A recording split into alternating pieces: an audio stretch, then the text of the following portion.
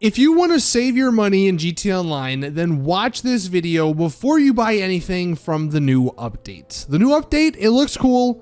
It's got some cool stuff, especially some of the vehicles, but there are a bunch of things in this update that are not so good, that are completely overpriced, and you should not waste your money on. So in this video, we're going to go over everything you should or shouldn't buy from this DLC. Now, like all other DLCs, there is a drip feed, so definitely prepare for that. I'll go over all the vehicles in the drip feed tomorrow, but today in the release, we only actually got 7 new vehicles. But we did also get some upgrades. We got the Avenger upgrades, and we also got a new weapon. So I'll cover those two as well. We're just gonna go down the list and I'll explain why I think the vehicles are either worth it or not worth it. We'll start with the new sports car, the Italy GTO Stinger TT. This might be one of the weirdest named vehicles in the game, but it is the new sports car and it does have some cool, unique features. There are also some very weird, unique features with this vehicle. But it is a sports car. It has a retractable spoiler. It does cost $2.38 million, which is probably one of the most expensive sports cars in the game. But one of the cool things is it does have a Mani tech, which is very useful. And it also has an HSW upgrade if you're on the new console, so you can make it go even faster. I will say a quick note about driving this particular vehicle. It does not handle or drive like the other Italy GTO or GT vehicles. Those are like crazy wild beasts. This thing is actually pretty easy to drive. It handles actually pretty well. The one sort of negative is the sheer size of this vehicle. Here is a picture of it compared, I think that's against the Italy GTO. This thing is freaking massive. Rockstar must have messed up on like the dimensions of this vehicle or something, because it is huge for a sports car. Should you buy it though? I'm gonna be honest, probably not. It is very expensive and it's not really special. It's not bad by any means. It's just not, in my opinion, worth the money. Unless you have, billions of dollars, then who cares how much you spend. If you are trying to conserve your money though, this isn't that great of a purchase. I would definitely maybe wait for this to go on sale in a couple of weeks. It'll be probably 30% off at some point. Then you can maybe justify it, because it is nice to have the Amani tech and the HSW tech, but again, it's just a pretty average vehicle for a pretty above average price tag. Next up, we actually have the Miyabatsu Monstrosity. I absolutely love this name, and this vehicle surprisingly is one of the best in my opinion. This vehicle is an off-road car. It does unfortunately cost $1.48 million, so basically 1.5-ish. That's a lot of money for what you're getting, but it is good. This thing is insanely quick. It is insanely responsive. It's actually a bit odd when you are driving it, when you compare it to some of the other vehicles in the game. Most of the other vehicles in the game, it does handle in a completely new and unique way. It also, like the Italy GTO Stinger TT, has the HSW upgrades if you're on the new consoles.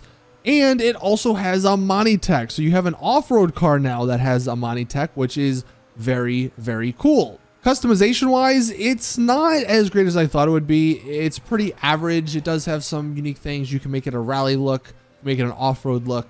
It does have a non-functioning snorkel. That seems to be a staple in the off-road category for Rockstar. So don't expect that thing to work. But apart from that, I do actually think this is a pretty good vehicle. It is slightly expensive. That is maybe a negative, but you are getting a very, very quick car for that price, and a very good handling car. It looks pretty unique. It is only a 2-door, so maybe that is a negative for you, but it's actually probably one of the better cars that Rockstar released today. And then look, these next 3, I know they're probably not bad cars. We have the Southern San Andreas vehicles, or the other ones apart from the Monstrosity. the Classe Walton L35. It's this old rinkety-dink truck. $1.67 million? Are you kidding me? For this? I think the sad part is it's actually a great vehicle, but I am just not spending that money for this vehicle. That is an absurd price tag.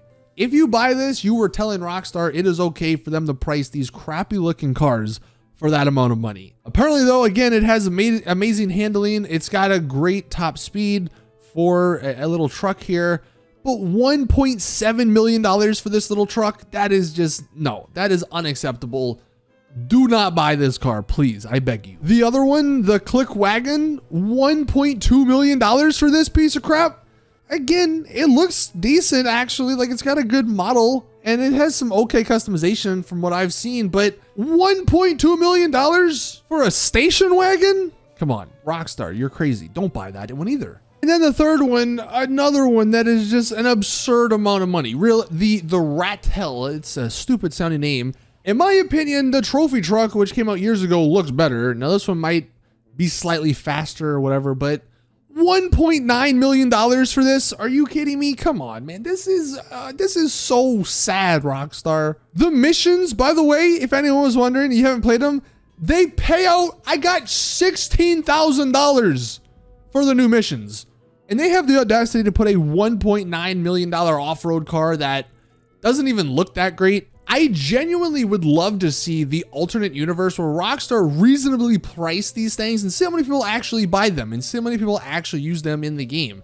Like, if these three vehicles we've just gone over were, I don't know, like 600K, 700K, probably somewhere in that range, I know I would buy them. I know probably so many more people would buy them just because, hey, that's not that bad of a price tag. $1.8 million, $1.7 million for these little rinkety-dink vehicles that are not sports cars, that are not supercars. That is just unacceptable. Again, please do not buy these vehicles, because I don't know if you guys have noticed, but over the last couple of updates, they have slowly but surely increased the prices of some of these crappier vehicles just to probably see how far they can get away with it. I mean, at this point in the next DLC, we'll get like a new Faggio. That's like $2.3 million. Anyway, those are all the vehicles. Realistically, the only two that are okay are the two at the start, the Stinger TT and the Monstrosity, but even the Stinger TT is just okay.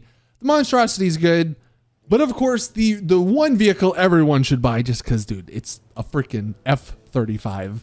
The F-160 Raiju. This is the new plane. It is like $6.3 or so million if you buy it straight up, but if you do the new missions, you can knock that to, I think it's like $5.1 million. So about $5-ish million for this new jet. I am almost positive this thing is the fastest vehicle in the game now. This thing goes so damn fast. It is so agile. No other jet is going to compare to this. It has the rockets. It has the homing missiles. It has the explosive cannon. It has stealth mode. It's got VTOL capabilities. Apparently, you can even fly upside down in VTOL. This thing looks great. It's got some okay customization. Deliveries are okay. I do like a couple of them. It is also bigger than the other planes, the other jets. It's probably the best vehicle in this update. And I definitely know I am going to have a lot of fun flying this vehicle around. Even though it does cost a lot of money, $5 million to $6 million. Yeah, that's a lot, but this thing is just flat out awesome. And then the last vehicle is the other plane, the Streamer 216. This is another, like, why? It's $2.23 million. All it is a plane that has 4 seats. I thought there'd be something special. I got bamboozled. I bought this stupid thing.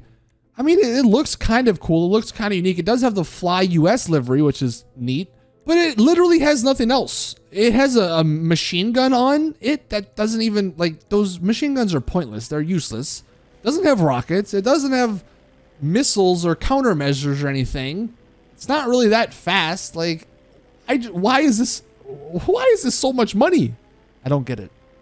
I thought this one would be like about $1 million or so, and even that would have been stretching it if people should be buying it, but $2.2 million for this?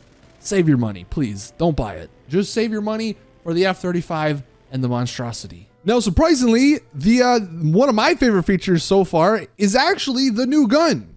If you're actually trying to look for the new gun, you can only find it at the gun van, which today is down at the beach, the Vespucci Beach near the pier. Unfortunately, it's a little expensive. It's about $300,000, but this thing is now going to be the king of vehicle combat. No longer do you have to use your AP pistol that has like 20 bullets in it. This thing can get up to 60 bullets in the clip. You can get a silencer on it. It's pretty deadly. It sounds awesome. It looks cool. And again, you can use it in your car. I mean, that's going to be the best feature. We've only waited 10 years to get a new vehicle, or to get a new weapon to use in a vehicle, but it's finally here. And in my opinion, it is 100% worth it. And then that leaves us with the last update. The last new feature, the Avenger upgrade. This is actually how you get access to the new missions. The problem that I have, and I would almost go as far as saying, don't buy this upgrade if you are trying to conserve your money, because it's not worth it. It's not worth it because you don't make money with this purchase. It's like 1.5-ish million dollars for this upgrade. You lose money. Because in the end, after doing all of the missions, you only end up getting about $300,000 to $400,000. That's nowhere near how much you spent to get this. And the new like free mode missions, those only pay about $60K per. You're gonna be doing a lot of those missions to sort of get your money back if you get this Avenger operations terminal. The missions themselves really aren't even that good either, which is another point I wanted to make. And if you're wanting to do the missions to get the trade price for the new F-35, it doesn't even save you money because you're basically spending the same amount of money anyway because the operations terminal costs so much. So this is probably one of my biggest disappointments with the DLC. The missions themselves, they're definitely not that enjoyable solo. Maybe with friends, they might be a little bit more enjoyable, but they're nothing special. The AI are they're just so stupid.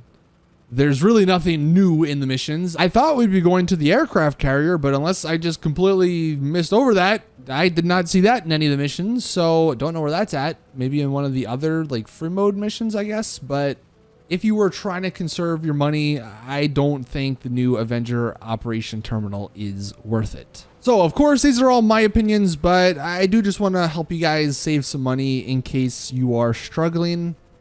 Let me know your thoughts on any of the stuff if you disagree with me in the comment section down below. I'm sure some of the vehicles I mentioned, like, yeah, they might be good, but it's really the price that is just absurd. And it is a shame Rockstar made them so high. But anyway, that's going to do it for the video. Thank you guys for watching. Please drop it a like if you did enjoy. Subscribe for more GTA content. And as always, I'll see you guys in the next one.